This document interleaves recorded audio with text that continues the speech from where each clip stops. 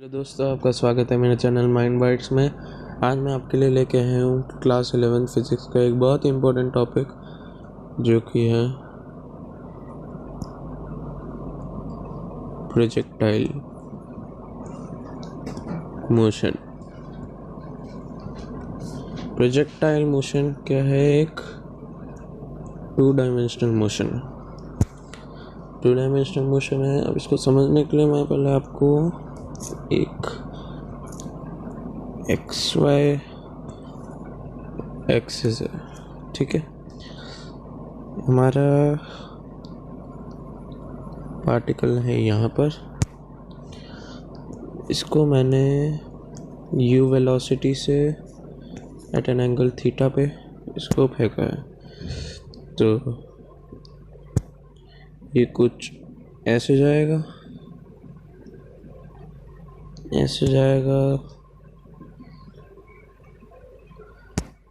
तो ये motion in straight line तो हुआ नहीं, जो कि वन डायरेक्शनल है। तो इसके लिए हमारे लिए हाइट एच मैक्स को निकालने के सारे अलग फार्मूला आते हैं। तो सबसे पहले हम स्टार्ट करते हैं u के कंपोनेंट निकालना। u के कंपोनेंट निकालते हैं वेक्टर में। हमने पढ़ा जैसे कि एक वेक्टर का y कंपोनेंट क्या होता है, इसका हो जाएगा u साइन थीटा। और वैसे ही इसका थीटा एंगल है और u वो वेलोसिटी से फेंका है, तो इसका हो जाएगा u cos थीटा। अब आपको मैं कुछ इम्पोर्टेंट बातें बता रहा हूँ, वो ध्यान दीजिएगा कि एक्सेलरेशन इन वाई डायरेक्शन वो है g। Acceleration in y direction है g, और एक्सेलरेशन इन x डायरेक्शन में एक्सेलरेशन ज़ीरो है। क्यों? क्योंकि हमने इधर फोर्स लगाया नहीं पार्टिकल पे, एक्सेलरेशन हो गई नहीं। आपने फॉर्मूला पढ़ा है ना, force is equal to m into A, ठीक है। तो इसको हम ऐसे लिख सकते हैं, force directly proportional to A और A is directly proportional to force. तो हमने फोर्स यहाँ लगाया है, तो यहाँ पे कोई एक्सेलरेशन होगा ही नहीं, प्रोवाइडेड कि नो एयर रेजिस्टेंस, कोई एयर रेजिस्टेंस नहीं होगा, ठीक है, कोई एयर रेजिस्टेंस नहीं होगा। तो अगर a ज़ीरो है x डायरेक्शन में, तो इसका मतलब ये वेलोसिटी कांस्टेंट रहेगी।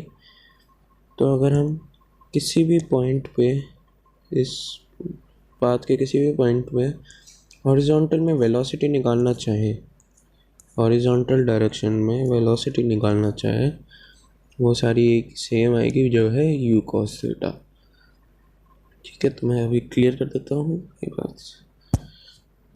एक बार फिर से वो डायग्राम बना देते हैं। पार्टिकल ओरिजिन पे रखा है,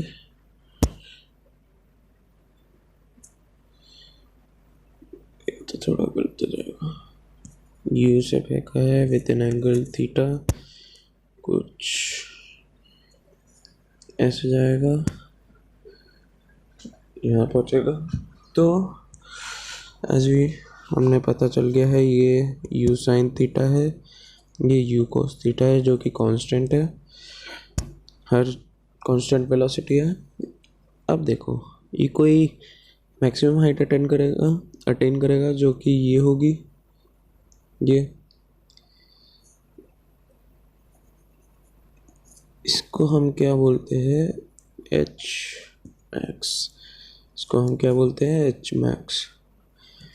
ये सी डिस्टेंस एच मैक्स हो गई है। इसको मैं अभी निकालना भी बताऊंगा, पहले आपको टर्म समझा रहा हूँ। फिर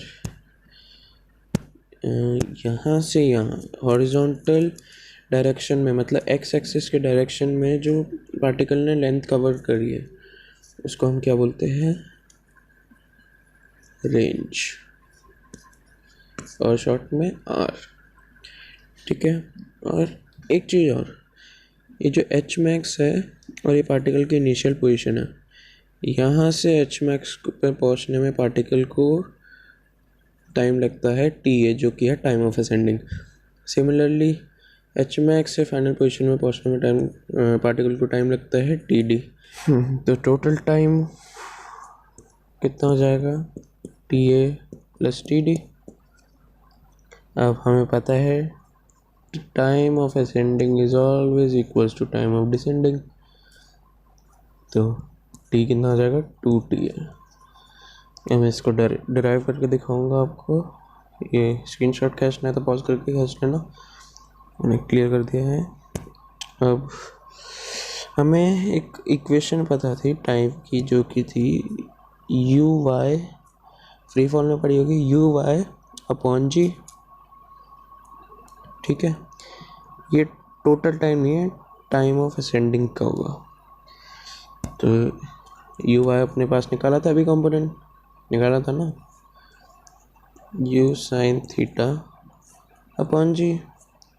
तो टोटल टाइम यहाँ से कितना आ जाएगा, capital T is equals to 2ta था तो 2u साइन थीटा बाय जी।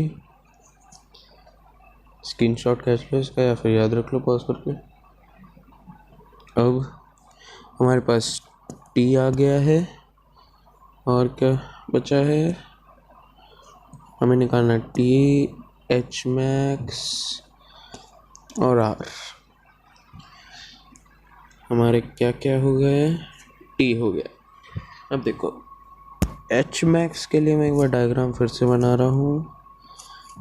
ये तो है एच मैक्स, और एच मैक्स का हमें फॉर्मूला फ्री फॉल में पढ़ा था कि u y upon 2g। Vertical direction में, मतलब वाई एक्सिस की डायरेक्शन में जो स्पीड वेलोसिटी है उसका स्क्वायर अपॉन 2g। तो यहाँ से ये कितना आ जाएगा, वर्टिकल डायरेक्शन में हमने वेलोसिटी निकाली थी you square sine square theta upon 2g, ये होगी एच मैक्स। तो यहाँ से हमें एच मैक्स भी मिल गया है। अब बचा क्या, आर बचा है, तो आर भी निकाल लेते हैं। आर क्या है हमारा, ये डिस्टेंस आर है। तो देखो इधर हम ये लगा सकते हैं s is equals to u t plus half a t square, motion की सेकंड इक्वेशन लगा सकते हैं ना। अब इसमें हमें पता है कि हॉरिजॉन्टल डायरेक्शन में और तो एक्सेलरेशन 0 है, तो ये पूरा क्या टर्म हो जाएगा, 0 हो जाएगा ना। तो फिर ये क्या हो जाएगा, s is equals to u t, और हॉरिजॉन्टल में तो x into t total time. अब हमें पता है एस क्या है हमारा, आर रेंज ही तो है, ये रेंज है। यू एक्स क्या है, यू कॉस थीटा, और टी अभी निकाला था हमने जो कि था u sine theta, sorry 2u sine theta upon g. तो इससे हमारा क्या आ जाएगा, आर जो कि है 2u square cos theta sine theta upon g. ये बेसिक फार्मूला है, और इससे ही आगे एक और फार्मूला भी आएगा, इसको ही ट्रिग्नोमेट्रिक आइडेंटिटी लगा के, जो है 2 sine A cos A is equals to sine 2 है। ये आइडेंटिटी होती है, रेंज के फार्मूला में लगाएंगे हम। रेंज का फार्मूला पहले लिख देता हूँ मैं,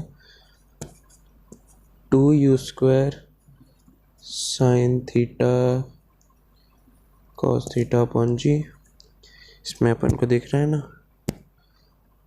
2 ये रहा, साइन थीटा कॉस थीटा ये रहा, तो हम ये लगा सकते हैं ना। तो देखो क्या बनेगा, R equals to u square sine 2 theta upon g. तो हमारे पास तीनों निकल आए। एक बात मैं बताता हूँ आपको कि कभी भी ये फॉर्मूला मत रखना, ये एंड के मत रखना, बस आपको पता होना चाहिए प्रोसेस कैसे है, ये आया कैसे। जैसे अभी मैं बताता हूँ आपको, एक रेंज का हमने कैसे निकाला था, एस था ना, s is to u t plus half a t square से निकाला था। ये चीज़ याद होनी चाहिए हमने कैसे निकाला, ये समझ में आना चाहिए। टाइम कैसे निकाला था, vertical component upon g, twice of vertical component upon g. और एच मैक्स कैसे निकाला था, यू वाई का वर्टिकल कंपोनेंट का स्क्वायर अपॉन जी 2g, ये तो था। तो ये चीज़ आपको याद रहनी चाहिए, अपने आप निकाल दोगे आप। तो एक छोटा सा क्वेश्चन कर लेते हैं हम। हाँ, तो क्वेश्चन है कि एक पार्टिकल को हमने 10 मीटर हाई बिल्डिंग से विथ वेलोसिटी u 37 डिग्री पे प्रोजेक्ट करा। वो जाके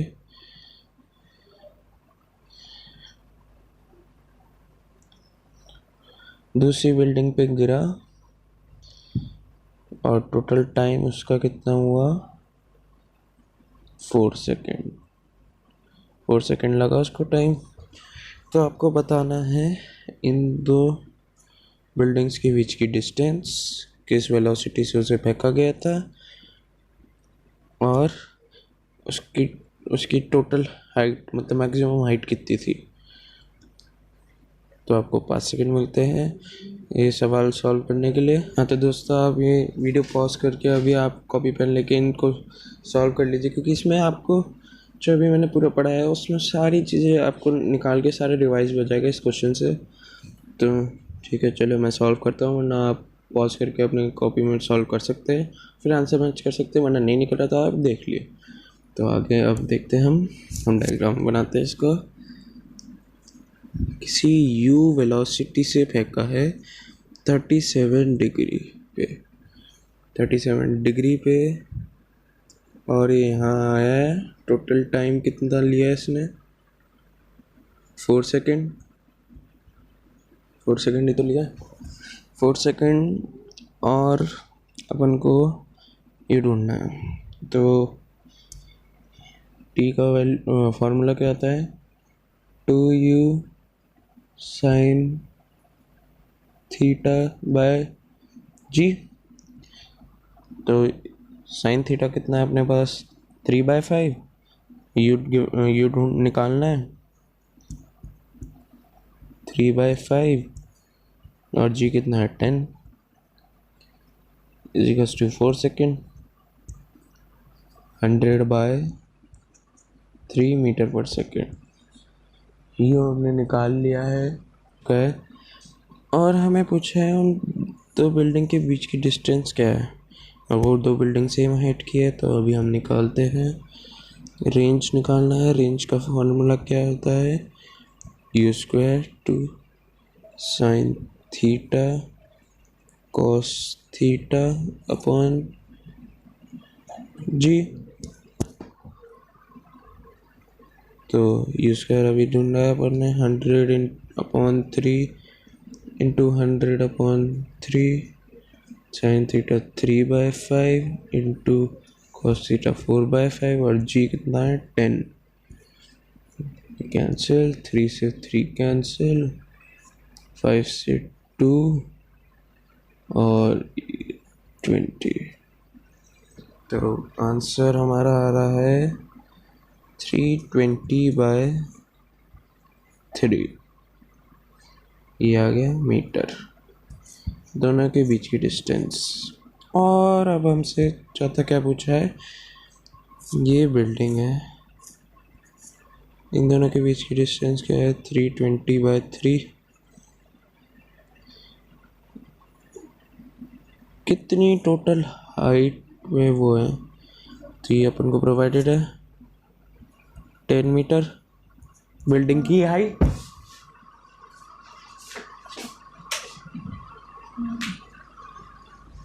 न्यू वेलोसिटी से फेंका है 100/3 मीटर पर सेकेंड। अगर हम एच मैक्स निकाल लेंगे इधर से और उसको 10 से प्लस कर देंगे तो हमारा आंसर आ जाएगा। तो अब एच मैक्स निकालते हैं। एच मैक्स क्या है, u square sine square theta upon 2g। तो वो आ जाएगा 100/3 इंटू 100/3 और साइन स्क्वायर थीटा मतलब 3/5 इंटू 3/5, 2g मतलब 2 इंटू 10, ये सही है कैंसिल, 5 से 20, 10 से ये 2 से ये 20, तो आंसर क्या आ रहा है एच मैक्स 20 मीटर आ रहा है, पर ये हमारा फाइनल आंसर नहीं है। ग्राउंड से इसकी डिस्टेंस होगी 30 मीटर, ये आंसर फाइनल आंसर है, तो आप चेक कर लीजिएगा। और एक मेन बात बताता हूँ आपको, थोड़े स्पेशल केस हमें आर पता है, R is equals to u square sine 2 theta upon g. अब आर को मैक्सिमम वैल्यू लाने के लिए हमें थीटा की मैक्सिमम वैल्यू चाहिए। थीटा की मैक्सिमम वैल्यू कब आएगी? 90 डिग्री, साइन थीटा की 90 डिग्री पे मैक्सिमम वैल्यू है, ठीक है। पर हमें साइन 2 थीटा की मैक्सिमम वैल्यू चाहिए 90 डिग्री, तो साइन थीटा की कितनी वैल्यू आ जाएगी? 45 डिग्री। तो eight the rate theta 45 degree R will be maximum, that is R is equals to U square by G, ये आएगा। और एक और स्पेशल केस है कि कॉम्प्लीमेंट्री एंगल्स के लिए R सेम होएगा, R will be same for complementary angles। ये आज का होमवर्क देता हूँ आपको कि alpha plus beta angles 90 degree है, तो प्रूफ करके बताओ कि R at alpha is equals to R at the rate beta. ये प्रूफ करना है, वरना अगली वीडियो की स्टार्टिंग में मैं आपको प्रूफ करके बता दूँगा। तो आज की वीडियो अच्छी लगी तो please like share and subscribe कर देना मेरे चैनल को, और इस वीडियो को ज़्यादा से ज़्यादा शेयर करना। तो for that's it, bye bye, take care, नमस्कार and be safe at your home.